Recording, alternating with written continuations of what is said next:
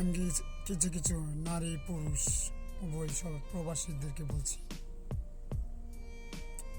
যারা প্রবাসে নারীদেরকে পাঠিয়ে আপনার স্বামী অন্য কোনো পুরুষ নারীর সাথে আসক্ত হয়, আপনার পরিবারটা প্রবাসী বসে অন্য কোনো পুরুষের প্রতি আসক্ত হয়, আপনি অন্য কোনো নারীর উপরে আসক্ত না হয়ে আপনি আপনার পরিবারকে সময় দেন, আপনি ভালো থাকবেন, আপনার পরিবার ভালো থাকবে।